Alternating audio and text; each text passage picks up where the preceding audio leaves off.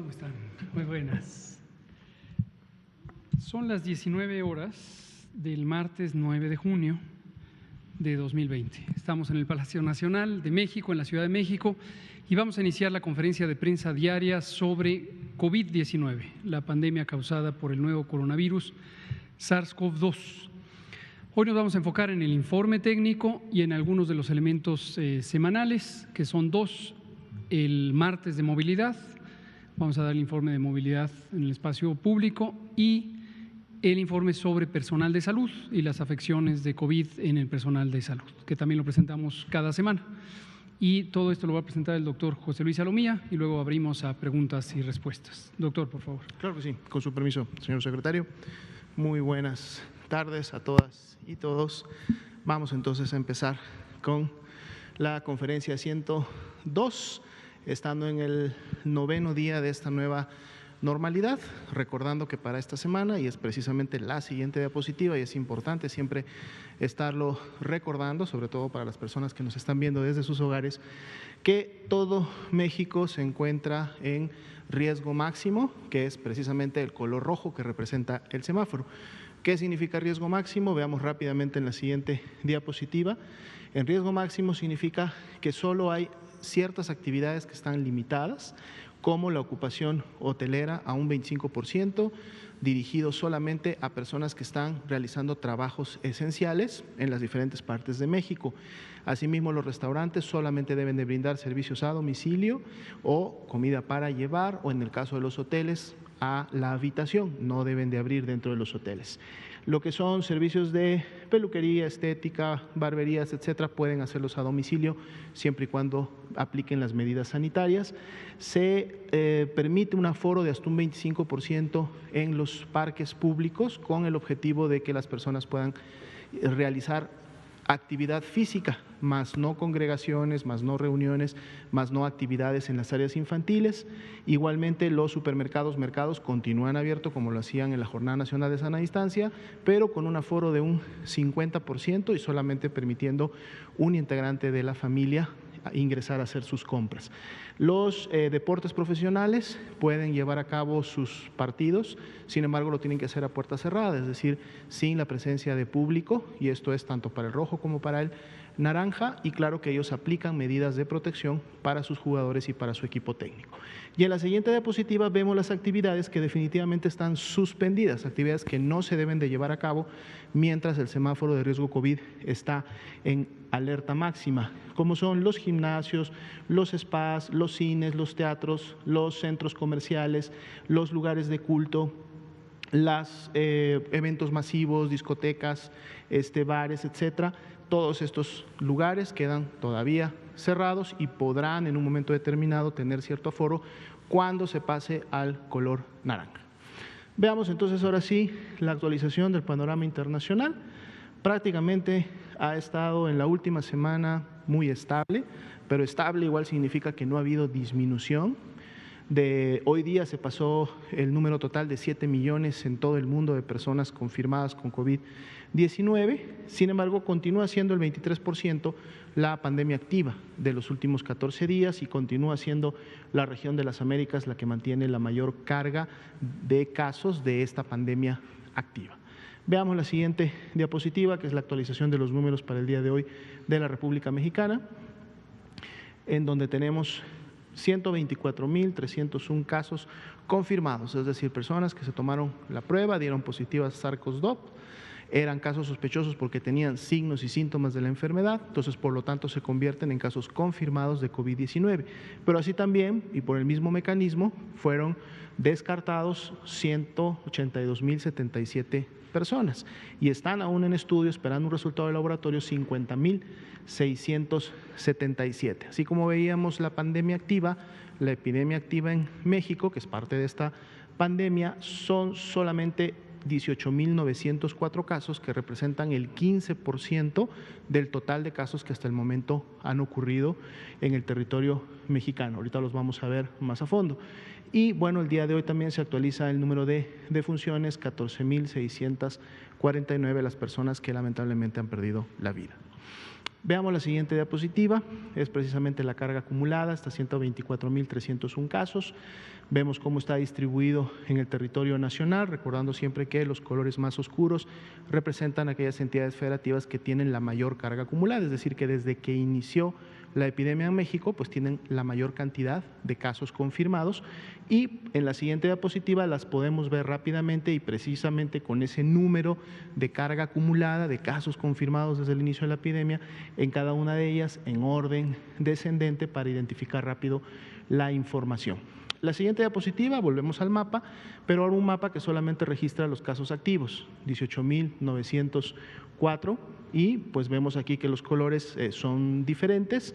La gran mayoría de los estados están todavía en un rango que no ha pasado de los 1,000 casos en los últimos 21 días, pero esto irá cambiando dependiendo de la dinámica de la transmisión. Veamos la siguiente diapositiva, es esta misma información, pero igual nuevamente en orden descendente para cada entidad federativa, y el público y las personas que están viendo la información puedan rápidamente identificar cuál es la carga más reciente en sus estados, recordando que esto es lo que está pasando en la epidemia activa. Son las personas que iniciaron con signos y síntomas en los últimos 14 días. La siguiente diapositiva tiene este mismo enfoque de tiempo, es decir, últimos 14 días, pero en base poblacional, es la tasa de incidencia, y en este caso la nacional 14.8, distribuida de manera diferente. Vemos escalas que superan el 20 en un momento determinado, y son precisamente las entidades federativas que tendrían los colores más oscuros. En la siguiente diapositiva podemos ver la tasa de incidencia actual, que es precisamente la barra verde.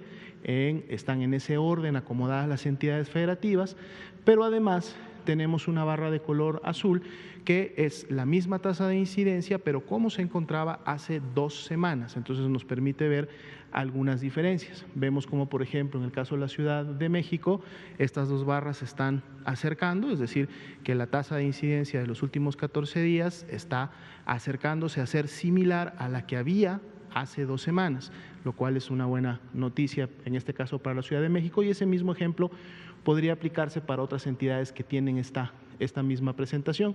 Hay algunas que inclusive la tienen nivelada, o hay algunas en donde ya vemos que la barra azul supera a la barra verde, y entonces esto significa que la tasa de incidencia de esos 14 días ha disminuido en las últimas 2 semanas. Esperemos que eso continúe, porque podría representar ya la bajada del pico epidémico para esas entidades federativas.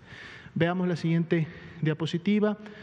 Aquí vemos precisamente esa diferencia en proporción en relación a la tasa de incidencia actual y cómo estaba hace 14 días. Inclusive ahí podemos encontrar a la Ciudad de México con un 6%, y decíamos que los que estaban alrededor del menos 20 y más 20, pues estaban más o menos llegando a un nivel de estabilidad. Los que están por debajo de menos 20 quiere decir que sí han tenido un descenso importante de su tasa actual, o sea, ha habido una disminución, y los que están por encima del 20, pues bueno, todavía están teniendo un incremento o confirmación de casos y tasa de incidencia mayor que la que tenían hace 2 semanas, y aquí podemos ver cuáles son las entidades que tienen la mayor proporción de incremento. Quiere decir que están teniendo una actividad importante en las últimas 2 semanas. Veamos la siguiente diapositiva, que es la distribución por fecha de ocurrencia de las defunciones que hasta el momento se han producido, y también se representan las 1,478 defunciones que al día de hoy estarían pendientes de un resultado, que son las barras de color naranja claro que están sobre las barras de color azul oscuro. Si vemos la siguiente diapositiva, es esta misma información, pero ahora distribuida por entidad federativa, es decir, los 1,478 defunciones aún sospechosas se encuentran precisamente en la parte superior de las barras azules, las barras naranjas claros, y ahí podemos ver que entonces tendríamos todavía una expectativa de que se incrementara el número de decesos en estas entidades federativas que tienen estas barras. Veamos la siguiente diapositiva, en la cual es la curva epidémica, los casos que hasta el momento se han confirmado y los casos que están todavía sospechosos, recordando el porcentaje de positividad más reciente que teníamos, que andaba alrededor del 44-46%, pues bueno, estaríamos esperando que al menos esa proporción en la mayoría de estos casos sospechosos pudiera confirmándose. Recordando, por si no lo habíamos comentado anteriormente, que las defunciones que vimos en la diapositiva anterior, que son sospechosas, esas 1.478, están o forman parte de estas 50.677 resultados que están sospechosos. Por lo tanto, cuando vemos la siguiente diapositiva, que es la distribución precisamente de estos resultados aún pendientes de conocerse, aquí también están las defunciones que están pendientes de saber si son confirmadas o no son confirmadas, y entonces podemos ver en la barra naranja claro que está sobre la barra de color guinda o rojo oscuro, precisamente cuáles son las entidades que estarían de alguna manera acumulando la mayor cantidad de estos casos sospechosos que todavía no tenemos un resultado de laboratorio, y que de darse el mismo, ustedes pueden ver claramente que habría entidades que rápidamente podrían incrementar su carga confirmada de enfermedad, por lo tanto su tasa de incidencia también, dependiendo la fecha de inicio en la que estuvieron estos casos. Veamos la siguiente diapositiva, es precisamente la carga acumulada de casos confirmados. El incremento en las últimas 24 horas de casos confirmados fue del 3.5%. Prácticamente este número de alrededor de 4,000 casos es lo que se ha mantenido en las últimas semanas, ha sido lo que se ha estado incrementando. Hemos tenido días de mayor cantidad de casos, días de menores, diríamos que estamos más o menos en un promedio. Pasemos a la parte del análisis de la ocupación y disponibilidad hospitalaria. 98% fue la tasa de notificación, muy buena para las 793 unidades que pueden notificar. Y aquí vemos cómo está México como país. En el caso de camas IRAG generales para pacientes graves pero que no requieren un ventilador mecánico, la ocupación es del 46%, y en el caso de camas que sí tienen un ventilador, que están destinadas a pacientes que requieren de esta asistencia porque son pacientes críticos con serias complicaciones, pues el porcentaje de ocupación es del 38%, y pueden ustedes ahí tener los números totales de las camas, tanto que en un momento existían como las que están actualmente disponibles y las que están ocupadas. En las siguientes dos diapositivas veremos la distribución nacional.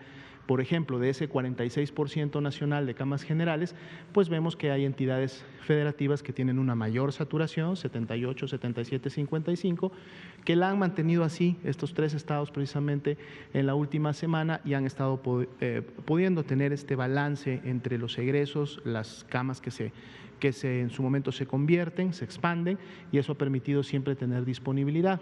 Vemos una situación similar en la siguiente diapositiva, que es la de camas críticas, donde también estos estados siguen teniendo la mayor ocupación, pero también han podido tener al menos más de un 30% de disponibilidad, lo cual pues puede asegurar que un paciente crítico que requiere este tipo de atención pueda tener acceso a un ventilador y pueda tener acceso a una atención de ese nivel de especialidad.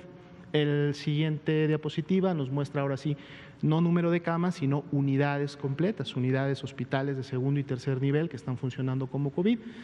De ayer para hoy no tenemos diferencias, son 793 las unidades COVID que se mantienen activas. Ahora sí, pasemos al otro grupo de información, que sería la siguiente diapositiva, en donde vamos a actualizar. Bueno, esta precisamente la ponemos cuando tenemos un incremento en el número de defunciones que se han confirmado en las últimas 24 horas. Ojo, que se han confirmado, no que han sucedido, y precisamente colocamos esta diapositiva para que sea visualmente apreciable cómo las defunciones que se han confirmado en las últimas 24 horas realmente están distribuidas por fecha de ocurrencia en varios días que involucran en su gran mayoría prácticamente a las últimas 2 semanas. Y esto tiene que ver con la rapidez y eficiencia, precisamente con que las entidades federativas están confirmando y notificando estas defunciones. Ni bien ellos confirman y notifican, inmediatamente ingresan a la estadística nacional y ustedes las pueden tener aquí cada una de las noches en base a los cortes que se hace de la base de datos. Entonces aquí están las 596 defunciones que se confirmaron en las últimas 24 horas, pero vean en el color azul que está sobre las barras de color guinda oscuro, pues cómo están distribuidas en el tiempo, siendo realmente en las últimas 24 horas, prácticamente 5 las que se habían producido. Veamos ahora sí la siguiente grupo de diapositivas. Hoy día toca actualizar los casos o las afectaciones que ha habido a los profesionales de la salud por COVID-19. Tenemos los 3 grupos que presentamos en los panoramas generales, es decir, el grupo de casos que se han acumulado, 26.666 es lo que marca el corte al día de hoy. Así también todavía hay 11.800 profesionales de la salud que tienen un resultado pendiente de laboratorio para poder confirmarse, y también prácticamente 59.000 de ellos han salido negativos, es decir, dieron negativos a la prueba de SARS-CoV-2. Y aquí ustedes los pueden ver distribuidos por entidad federativa. El orden está dado por la carga acumulada de casos confirmados, pero sobre esta carga acumulada pueden ustedes ver también dónde se concentran los casos que aún son sospechosos, que es el naranja claro, por lo tanto ahí podríamos tener un aumento, y también podemos ver por entidad federativa en donde en mayoría o en más cantidad se han descartado estos casos, que es la barra verde que está al final. Veamos la siguiente diapositiva. Aquí tenemos la curva epidémica, similar a la que veíamos de la carga total de personas. Aquí tenemos específicamente la de profesionales de salud y es también por fecha de inicio de síntomas. Vemos una curva, digamos que es un poco más aplanada que la que vemos de todos los demás casos, al menos para efectos de la tendencia, pero bueno, necesitaremos ver estos 11.800 casos que están todavía pendientes de un resultado, cómo terminan confirmándose, y veremos si eso genera alguna tendencia diferente que estamos visualizando en las barras de color guinda. Veamos la siguiente diapositiva. Aquí tenemos la distribución, similar que en la anterior, de los que serían los casos de profesionales de la salud, pero los activos, es decir, los que se han confirmado en los últimos 14 días, y de hecho representan el 24% del total que comentábamos, son 4.465, e igual los podemos ver distribuidos por entidad federativa en donde se realizó la confirmación, y esto normalmente siempre va de la mano en donde labora el profesional de la salud, y entonces eso nos permite ver dónde en la epidemia reciente estamos teniendo pues la mayor carga de profesionales de la salud que están enfermando de COVID-19. Veamos la siguiente diapositiva. Es la distribución por grupo de edad de todos los casos confirmados. Veamos que aquí tenemos a las mujeres, están teniendo un poco más, a diferencia, si recuerdan, presentamos la distribución por sexo el día de ayer y vemos que siempre los hombres en general son los que tienen mayor carga de enfermedad. Bueno, en este caso es un poco más en el caso de las mujeres, 57%, y podemos ver cómo están distribuidas las barras, viendo que el grupo de mayor afectación estaría prácticamente entre los 30 y los 39 años, que son las barras más elevadas que tenemos. Veamos la siguiente diapositiva. Aquí tenemos la distribución en relación a la profesión o la ocupación que están desempeñando. Enfermeros, enfermeras, 41%, los médicos y las médicas representan un 31%, un 10% menos. Un 25% está representado por toda una serie de otros profesionales de la salud, y de manera específica siempre nos referimos a los laboratoristas y dentistas con los porcentajes que están respectivos, que son prácticamente el grupo de menor afectación que se ha tenido. Y esto es lo acumulado, es decir, los 26.666. Veamos la siguiente diapositiva. Bien, aquí tenemos el estado clínico en el cual se encontraba el profesional de la salud cuando demandó la atención médica. Vemos que la mayoría de ellos, el 91%, lo hizo de manera ambulatoria. Esto es una proporción más elevada que la que vemos en general en la población. Sin embargo, algunos de ellos también se encontraba en un nivel de gravedad que requirió ser hospitalizado, como estos 1.097. Además, estaban en una situación que se consideraron como casos graves, 1.154, y 147 de ellos tuvieron que ser intubados por la gravedad en la que se encontraba su caso. Veamos la siguiente diapositiva. Aquí pasamos al grupo precisamente de lamentables defunciones que se han producido en el personal de la salud. 385 son las que se han confirmado a COVID-19, y en este caso se tienen solamente 18 defunciones que estarían pendientes de un resultado de laboratorio para poder conocer su clasificación, e igual vemos la distribución por entidad federativa en orden descendente, lo cual nos manifiesta en dónde se han presentado la mayor parte de las defunciones por estas entidades. Veamos la siguiente diapositiva. Aquí tenemos la distribución por fecha de ocurrencia de las 385 defunciones desde el inicio o de los primeros días de la pandemia hasta los últimos días, y vemos también representadas esas 18 defunciones en donde podrían ubicarse en el caso de que fueran confirmadas. Si vemos la siguiente diapositiva, es la distribución precisamente por grupo de edad y sexo. Como lo veíamos el día de ayer en la población general, aquí también las barras se recorren hacia la derecha, lo que quiere decir que tenemos un mayor grado de afectación en la medida que se va incrementando la edad. Aquí tenemos agrupado a los mayores de 65 y eso podría generar una impresión de que serían a lo mejor los que más están falleciendo. Sin embargo, vamos a pedir al equipo que nos desagregue esos mayores de 65 en edades quinquenales, como lo están en las barras previas, para ver realmente cuál es la afectación por grupo de edad, pero vemos que sí, por lo menos en los grupos de 50 a 64 hay un incremento. Aquí tenemos nuevamente el cambio, en donde vemos que sí son los hombres, al igual que en la población general, los que tienen una mayor proporción. De hecho, aquí son 73% de las defunciones han sido hombres, es decir, son más las mujeres profesionales de la salud las que enferman, pero lamentablemente son más los hombres los que terminan falleciendo a causa de las complicaciones. Veamos la siguiente diapositiva. Bien, pasamos entonces ahora al grupo que también solemos actualizar los días martes, que es precisamente la movilidad. Y para poder rápidamente entender estas gráficas, vamos a referirnos a la de Aguascalientes para identificar cuáles son los elementos que en su momento tenemos que percatarnos, y después todas las otras 31 entidades son similares.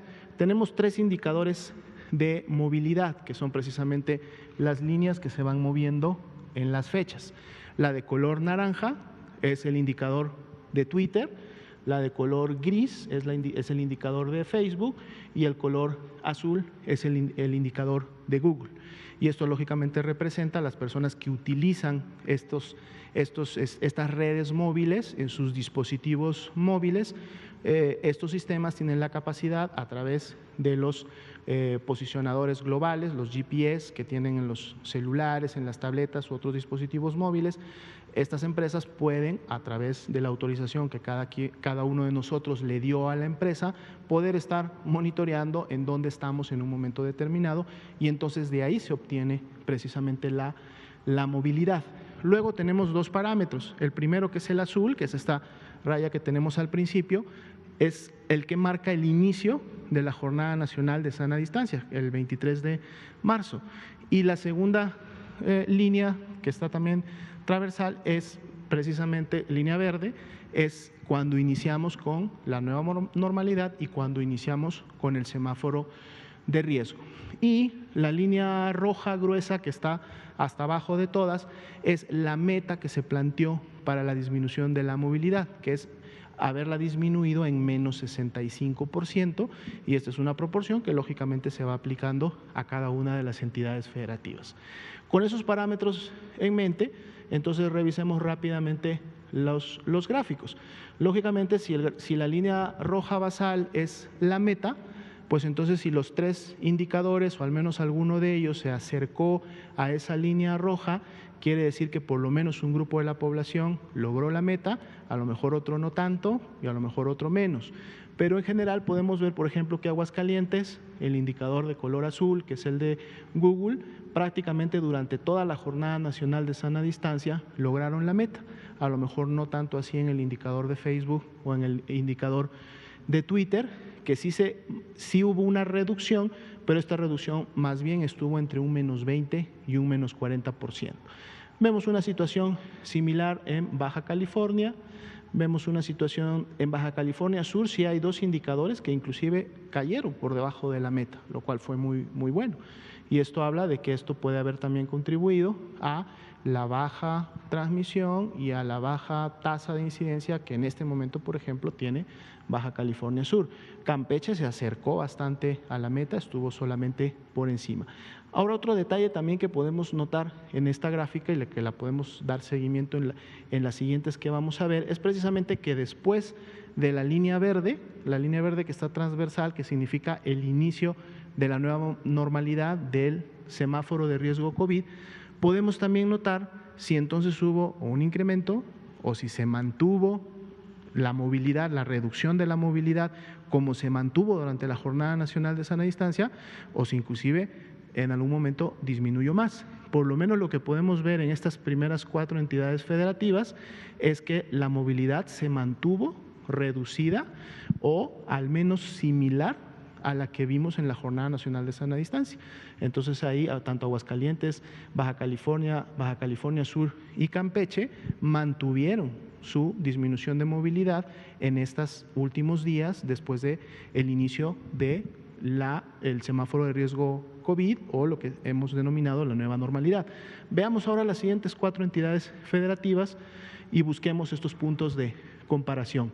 Coahuila acercándose a la meta, Colima también, aunque el indicador de Facebook no tanto. Chiapas no bajó o no llegó totalmente a la meta, pero tuvo una reducción.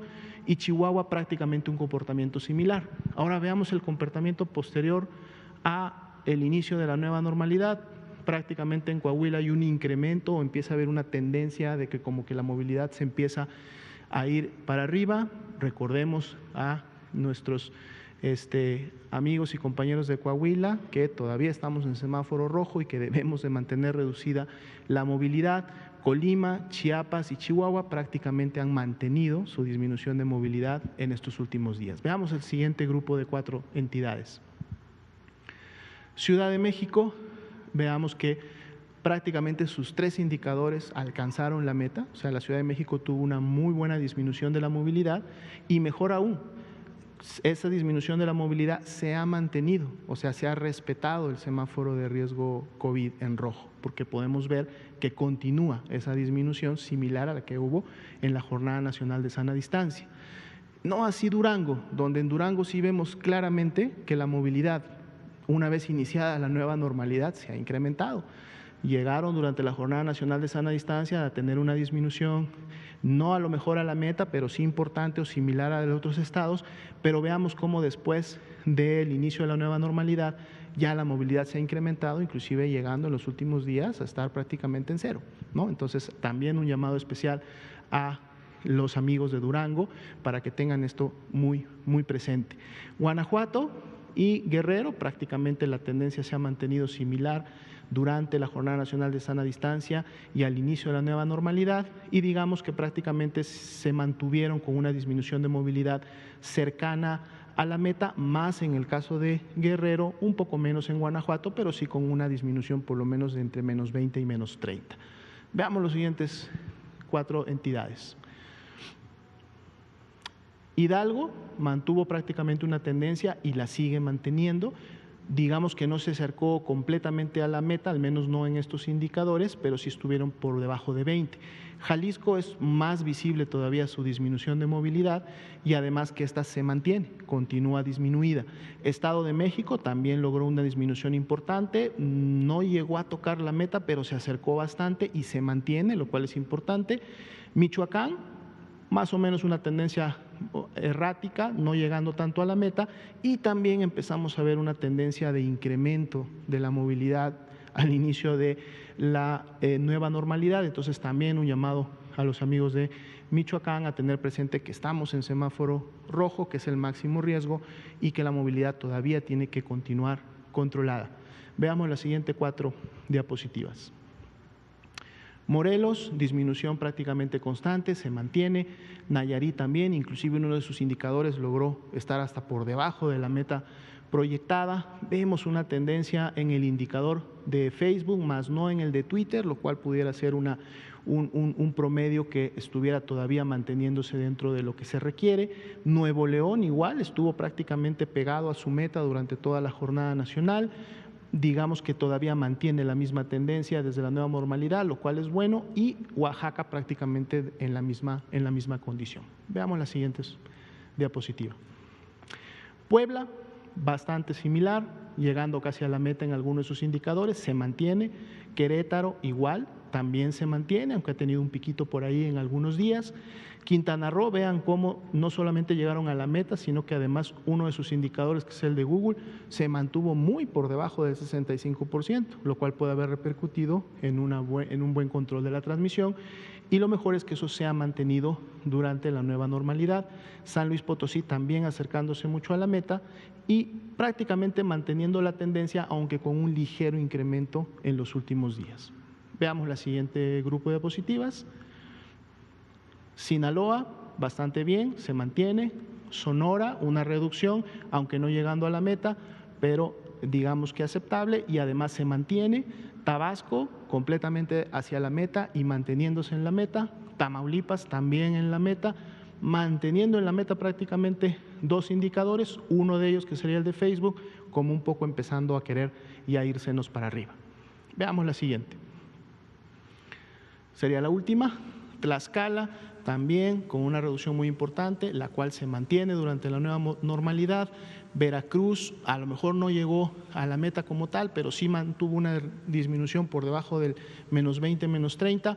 Lo más importante, se mantiene durante la nueva normalidad. Yucatán igual, tocó la meta y la mantuvo prácticamente durante todo el periodo y la sigue manteniendo, lo cual es una muy buena noticia. Zacatecas, sí, definitivamente uno de sus indicadores, que es Facebook, no se portó muy bien dentro de la Jornada Nacional de Sana Distancia, no se sigue portando bien durante la nueva normalidad, pero veamos que otros dos indicadores, al menos sí en las últimas 2 semanas de la Jornada Nacional, se mantuvieron más cerca de la meta y continúa la tendencia. Va a ser importante entonces semana con semana ver cómo se van a estar presentando estas tendencias y este comportamiento de la movilidad, sobre todo ahora que podremos empezar a ver diferencias entre las entidades federativas en la medida que más adelante algunas de ellas sean naranja, otras sean amarillo, otras sean verde, y entonces también estaremos viendo esos cambios de manera importante en esta gráfica. Serían los datos actualizados para esta noche. Gracias, doctor José Luis Salomía, director general de Epidemiología de la Secretaría de Salud. Bienvenida a su pregunta. Buenas noches, Liliana Noble de Pulso Saludable. Doctor Gatell, cuando vino el doctor López Ridauri, él hablaba del dengue. ¿Qué pasa si un paciente empieza en estos lugares endémicos con sospechas y él piensa que es COVID y se queda en su casa, pero es dengue? ¿Habría alguna forma de identificar para que no ocurra una complicación grave? Y también me gustaría saber, se han dado muchas movilizaciones de estos anarcos. Yo quisiera saber si estos eventos eventualmente pudieran potencializar un brote. A lo mejor ellos piensan que porque son jóvenes no les va a pasar, pero mi inquietud, ¿qué pasa si por ahí hay alguien que lo tiene y lo lleva a su casa y ahí esto se estaría viendo en 2 o 3 semanas más o menos? Gracias. Muchas gracias. Sobre la segunda pregunta, efectivamente, sí, cualquier congregación en el espacio público, por cualquier motivo, festivo, para expresar un posicionamiento de tipo político, un festival, cualquier razón, no es distinto en términos de la dinámica epidémica. Cualquier congregación puede contribuir a los contagios. Desde mi punto de vista, por el tamaño de las expresiones públicas, las manifestaciones que han ocurrido en días recientes, no necesariamente son llamativas. Desde luego, como he dicho, sí, definitivamente pueden contribuir a que se generen contagios, pero no llaman particularmente respecto a otros tamaños de congregación pública que pueden existir y han seguido existiendo en todos estos días. Respecto a la posibilidad de tener más de una enfermedad infecciosa al mismo tiempo, puede representar un reto, sobre todo de diagnóstico. De control no tanto, porque son dos mecanismos de control muy diferentes. COVID es una enfermedad que se transmite por la vía respiratoria y el mecanismo de control fundamental es mantenernos a sana distancia física unos de otros, en particular respecto a la vía respiratoria. Y el control del dengue se ejecuta controlando a los mosquitos que lo transmiten, mosquitos del género Aedes, que ocurren en el espacio de la vivienda, en la periferia de la vivienda, y que se crían en pequeños reservorios de agua artificiales, también en los naturales, pero generalmente en los artificiales. La basura, llantas, cacharros, botes, cubetas, piletas, tinacos abiertos, etcétera, en los climas templados que tiene México por doquier. Lo cierto es que pueden existir 2 infecciones virales en la misma persona. Tenemos ya un par, ¿verdad?, de casos. Un caso registrado nada más. Con un caso es difícil hacer inferencias estadísticas sobre lo que podría ocurrir y es un caso leve de ambas enfermedades. Se está recuperando, se recuperó sin mayor peligro.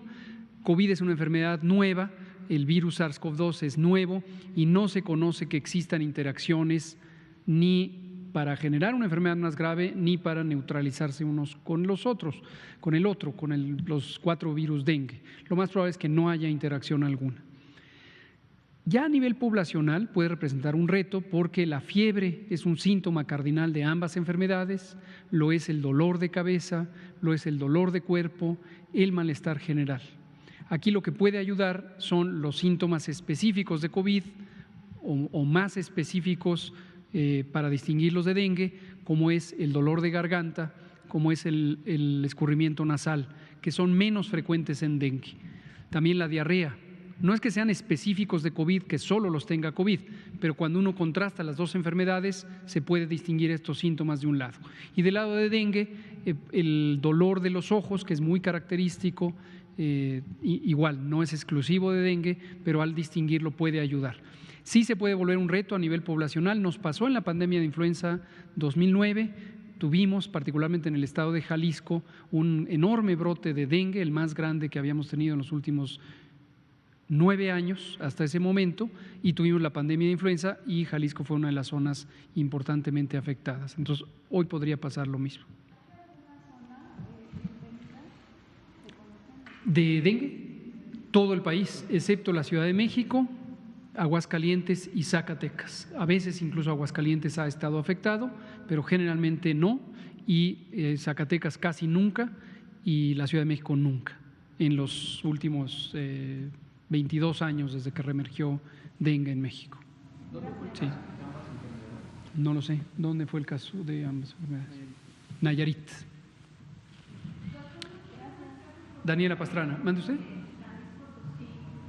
Vamos a darle la palabra a la compañera. No, de una vez. Del coronavirus y dengue, si tienen más reportes, porque había contactado en este sentido periodístico a 2 personas más que también habían padecido los 2 virus al mismo tiempo, se recuperaron. Por eso me salta que solamente ustedes tengan un solo registro. No fueron registrados, qué bueno que lo dice. Invitamos a el personal de salud de todo el país a que tenga presente que está empezando la temporada anual de dengue, como la mayoría de nuestras colegas, hombres y mujeres del personal de salud saben, empieza en la temporada de lluvias, llega un máximo en octubre y termina en diciembre. Entonces les invitamos a considerar en el diagnóstico diferencial tanto COVID como dengue, con la posibilidad de que se tengan ambas enfermedades y cuando se considere procedente hacer los estudios de laboratorio de ambas enfermedades. Es perfectamente factible.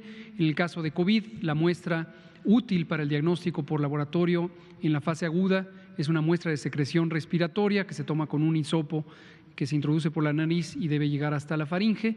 En el caso de dengue es una muestra de sangre que se hace también para diagnósticos por PCR. La técnica es la misma, los reactivos son diferentes. Gracias por ponerlo presente. Daniela Pastrana, pie de página. Y usted, Juan, ahorita. Gracias, buenas noches. Sí, una pregunta era en ese sentido de cuándo creen que van a tener este diagnóstico que nos habían dicho la semana pasada sobre en qué lugares se están retrasando más el registro o menos el registro, ¿no? Una era esa y otra sobre el turismo. Nos dicen que en Quintana Roo que es una de las zonas más afectadas económicamente. Bueno, el gobernador ya ha empezado a pues abrir o parcialmente algunas de las hoteles, parques, cines y bueno, no sé, no está dentro de la lista de los 5 estados que ya tienen la gráfica azul más alta que la naranja. Entonces, un poco saber qué se puede hacer en el caso del turismo, porque también implica la movilidad de personas que están quizá en una zona que ya va para abajo hacia otra que quizá va para arriba o viceversa, ¿no? Entonces, un poco cuáles pueden ser las medidas en el caso de turismo. Quizá lo que me quieren preguntar es cómo nos fue en la reunión con la CONAGO, con las mandatarias y los mandatorios estatales que tienen industria turística. Como todo martes, hoy lo solemos hacer ya con cierta periodicidad, lo hemos hecho en los últimos 4 martes, tenemos reuniones con las y los mandatarios estatales. Estas reuniones se organizan conjuntamente por la CONAGO, la Conferencia Nacional de Gobernadores, y el Gobierno Federal. Y nuestro punto focal nacional es nuestra querida secretaria de Gobernación, la ministra Olga Sánchez Cordero. Participó desde luego mi jefe, el doctor Jorge Alcocer, secretario de Salud, el secretario Torruco, Miguel Torruco Márquez, de Turismo, la secretaria de Economía, Graciela Márquez, y la secretaria del Trabajo, Luisa María Alcalde Luján, y varios otros funcionarias y funcionarios federales. Y la reunión fue muy productiva, como suele ser cuando conversamos con las titulares del Poder Ejecutivo Estatal, en un ánimo de colaboración, siempre de mucho respeto, y el tema específico fue la industria turística. El secretario de Turismo, entre otras cosas, propuso al secretario de Salud que se evaluara, considerar la industria turística parte de las actividades esenciales. Hizo una exposición de motivos que me parece sumamente elocuente y bien documentada, misma que ya conocíamos, lo habíamos platicado internamente en el Gobierno federal y fue sujeto a comentarios y lo vamos a evaluar. Vamos a evaluar cuáles son los pros, los contras, los retos, las dificultades y los elementos importantes a considerar. Esto nos da un marco de referencia para cualquier inquietud que pudiera haber respecto a la activación de la industria turística. Y comparto con ustedes lo siguiente: como hemos dicho desde el inicio y se comenta en todos los países, es el reto en el manejo de una epidemia como esta. Hay 2 bienes públicos a balancear. Por un lado está la salud y la vida, que indiscutiblemente son la prioridad, y por el otro lado está el bienestar social y la economía, que también son relevantes porque a su vez, si se dañan importantemente, repercuten sobre la salud y la vida. Entonces, al final de cuentas es proteger la salud y la vida en 2 expresiones diferentes. En ese sentido, varios de los gobernadores y la jefa de gobierno de la Ciudad de México, quien también estuvo presente, la gobernadora de Sonora, que también participó, externaron distintas perspectivas sobre la realidad económica en sus estados, el gobernador de Hidalgo también, Omar Fayad, entre otros, y todos reconocimos que es importante considerar simultáneamente para aquellos estados que dependen de la industria turística en forma mayoritaria, ejemplos destacados Quintana Roo, Baja California Sur, considerar ese aspecto, esa dependencia económica tan importante a la industria turística con respecto a la epidemia, cómo está evolucionando la epidemia y cuál es la capacidad de respuesta frente a esa epidemia. Identificamos y resolvimos de común acuerdo que una vez que tengamos la calificación de esta semana para el semáforo, que estará próxima a salir en las siguientes horas, vamos a tomar nuevamente la conversación y evaluar qué modalidades podríamos considerar para que en aquellos estados que se están aproximando a reducir su riesgo epidémico, varios de ellos ya lo están logrando, podamos tener una siempre muy ordenada, programada y organizada apertura de ciertos componentes de la industria turística. Ahora bien, la industria turística es extremadamente amplia y tiene 4 características muy notorias, muy constitutivas de la industria turística que la hacen distinta respecto al riesgo epidémico de otros sectores económicos. Lo primero es una desagregación geográfica muy importante. Está dispersa la industria turística. ¿Por qué razón? Porque los clientes, los proveedores provienen de múltiples puntos de la República o del extranjero. Lo segundo es que característicamente la industria turística es multicomponente. ¿Qué es la industria turística? Son hoteles, son restaurantes, son transportes, tanto aéreos como terrestres, como marítimos, son cruceros, son catamaranes, son parques recreativos, son visitas guiadas. Es un universo muy amplio. Tercero, siempre hay que considerar, esto no es exclusivo de la industria turística, lo mencionábamos esta mañana, que en un componente económico hay al menos 3 grupos humanos: los proveedores del servicio, los consumidores del servicio y los que proveen a los proveedores del servicio. Si uno abre un segmento, abre 3 cosas al mismo tiempo. Y en todo momento estamos evaluando la cantidad de personas que se sumarían al espacio público. Y rápidamente, en el caso de la industria turística, se puede sumar demasiada gente. Y esto no tenemos nada en contra de ninguna persona ni grupos, pero desde luego en términos del riesgo epidémico es muy importante. Y una cuarta categoría o característica del sector turístico es que por definición es un espacio de relajamiento. Entonces, cuando uno piensa en protocolos de seguridad sanitaria, pues uno puede tener mucha conciencia respecto al proveedor de los servicios, pero respecto al consumidor de los servicios, pues no. Una vez que se está con el traje de baño y uno quiere tomar el sol o quiere uno hacer una excursión o cualquier evento o cultural o recreativo, se pierde la noción de que hay que cuidar la sana distancia, la higiene de manos, etcétera, etcétera, etcétera. Entonces, es un reto importante. Todo esto lo conversamos ahí.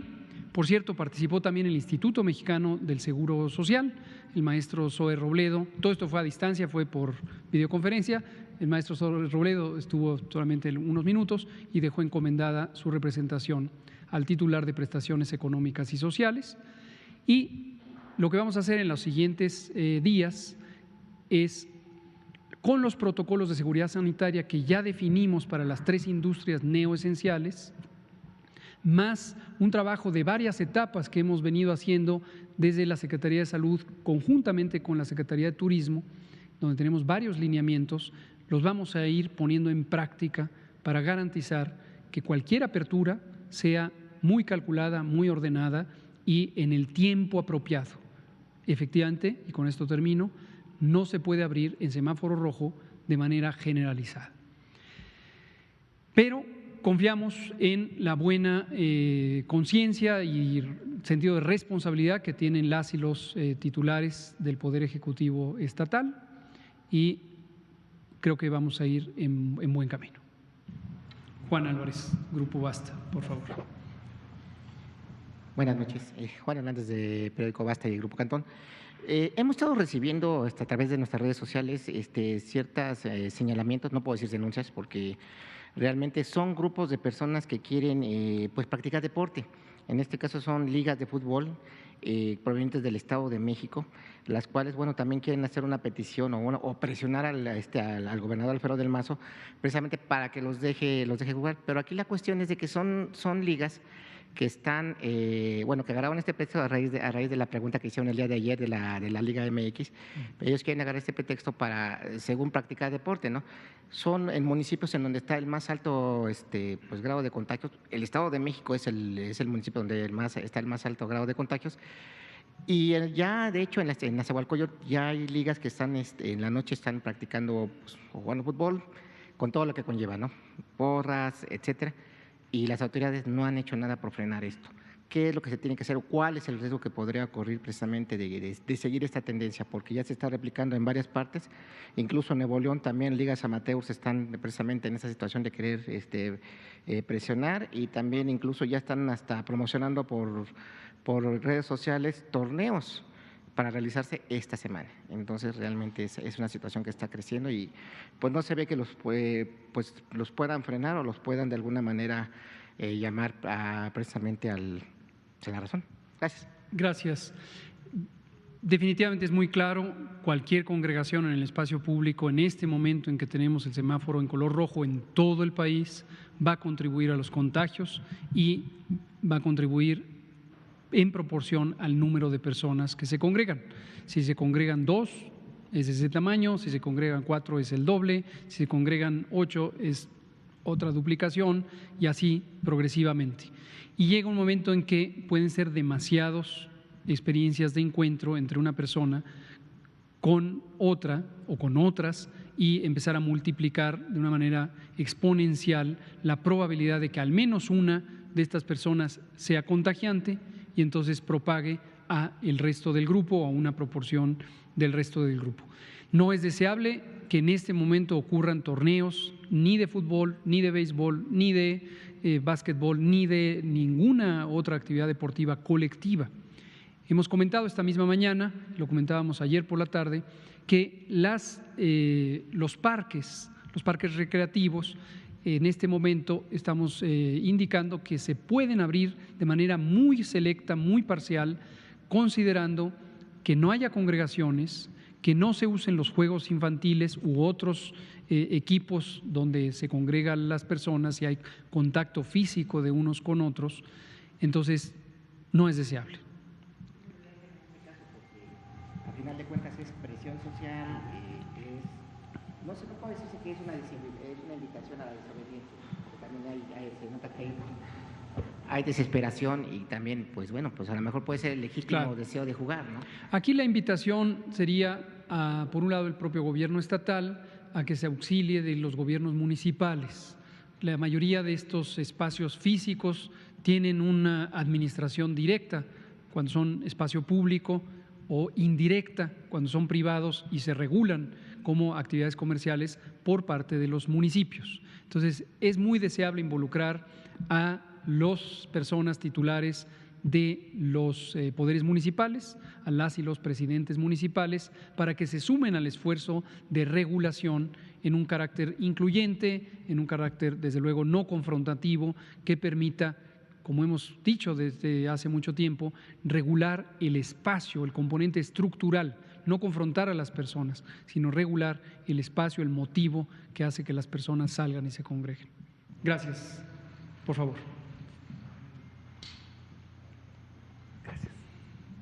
Sí, buenas noches, doctor. Juan Carlos Machorro, reportero. Doctor, un poco en relación a este tema de turismo, hay diferentes entidades que están hablando de prohibir ya por todo el año, en este caso un ejemplo es Coahuila, prohibir durante todo el año congregaciones masivas musicales, deportivas, culturales, por ejemplo el desfile de septiembre, 2 de noviembre, etcétera. Como está la curva actualmente, ¿nota usted que pues el país entero sí va a poder llegar a celebrar estas festividades culturales y hasta deportivas con público, o tal vez el año, valga la redundancia, nos lo aventemos pues como ligas deportivas de otros países que ya están regresando, pero sin gente? Usted mismo lo ha dicho, que se espera un rebrote por el cambio de temperatura, por el invierno en octubre, noviembre, cuando los deportes se siguen efectuando. Sabemos que ahorita están como, igual la pregunta del día de ayer, la Liga Deportiva ya anunció las masivas, fútbol, que ahorita no regresan hasta septiembre. Pues a lo mejor si quieren regresar en septiembre, pues en octubre tendrían que volver a cortar gente. Hablo en la cuestión de público. ¿Se está cerca de ese riesgo? Gracias. En salud pública, en epidemiología, siempre consideramos que el riesgo existe, que es mayor que cero. Nunca hablamos de riesgo cero, porque siempre puede haber elementos que produzcan, aunque sea un riesgo mínimo. Cuando tenemos elementos de evidencia y métodos apropiados, hacemos predicciones y siempre tenemos un margen de incertidumbre. Hemos comentado que eso angustia a muchas personas, es natural, es entendible. Quien no está acostumbrado a un oficio de carácter científico o técnico como es la epidemiología, puede causarle desazón que no haya una respuesta concreta, única, un día, a tal hora, en tal tamaño de las cosas. Para algunas preguntas, el margen de incertidumbre es pequeño. Puede uno decir, bueno, esta pues la fecha probable de que ocurra un evento con más menos 1, más menos 2 días, 3, 5, 7, depende, pero es relativamente pequeño. En otros casos no hay evidencia suficiente, aunque puede haber elementos de conjetura, y en la conjetura uno puede decir, teóricamente sería factible pensar, como hemos dicho, que cuando venga la temporada invernal va a haber la influenza y también podría haber COVID. Pero en este momento no tiene más alcance que un carácter de conjetura.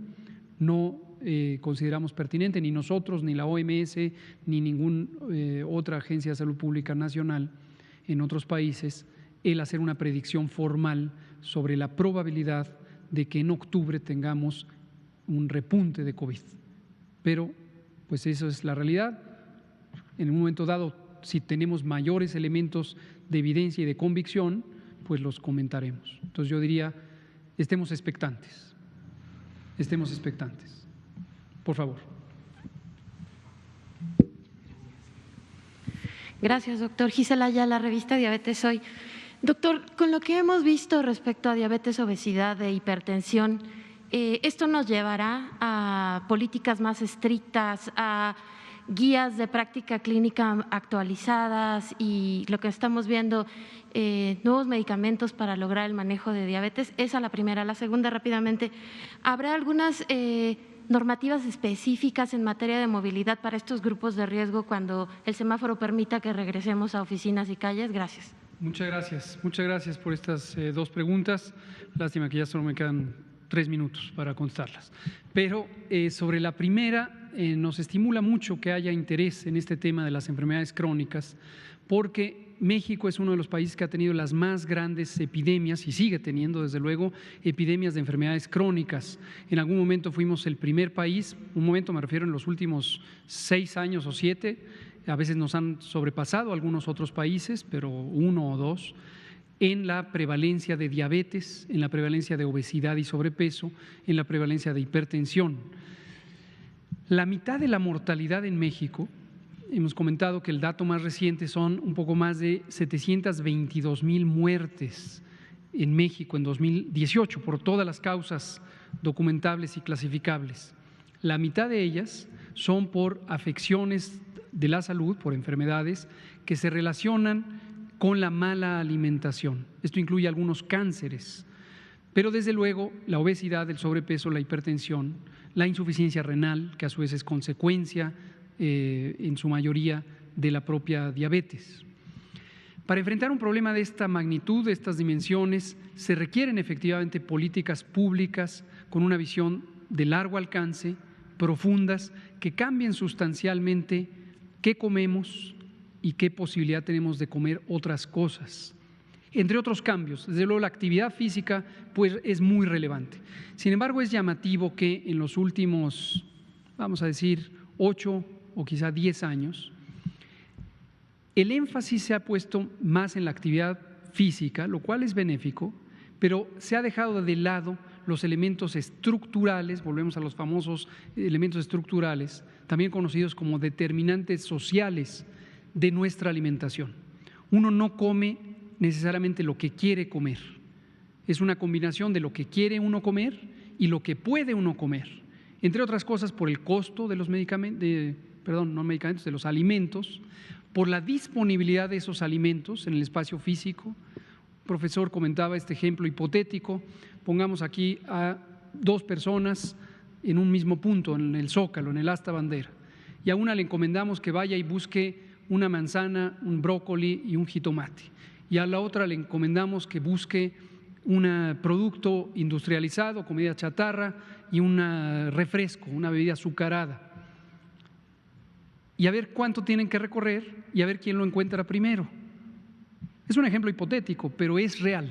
Tenemos una sobreoferta de productos ultraprocesados de bajo valor nutricional y altísimo poder calórico. Y la evidencia científica es indiscutible de que este es el motor fundamental de la epidemia de diabetes, obesidad, sobrepeso y enfermedades crónicas en general en México y en el mundo. Tenemos también una promoción inadecuada de las fórmulas lácteas que han inhibido la lactancia materna, comentábamos eso hace unos pocos días. La o las prácticas inadecuadas de lactancia materna, que en el caso mexicano son de las peores en América Latina, llevan también a riesgos de la salud en el infante y posteriormente en la edad adulta. Entonces, ¿por qué ocurre eso? No es una decisión individual.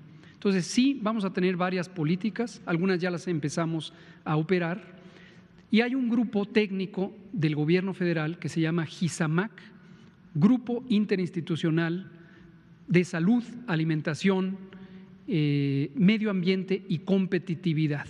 Y surgió de una alianza de más de 60 organismos públicos, originalmente Secretaría de Salud, Secretaría de Agricultura, Secretaría de Medio Ambiente y Secretaría de Economía, más varios otros, CONACYT incluido, y estamos impulsando precisamente, tenemos un mapa completo de políticas públicas estructurales y ya la hemos empezado a andar.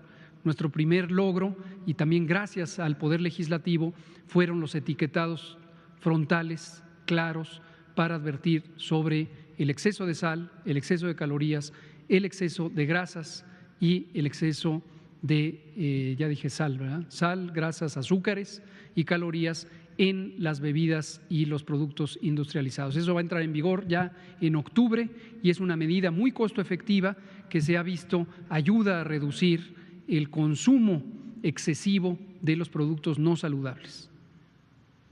Entonces eso tenemos, son las 20:01, pero si usted viene mañana le seguimos comentando lo siguiente. Muchas gracias, muy buenas tardes.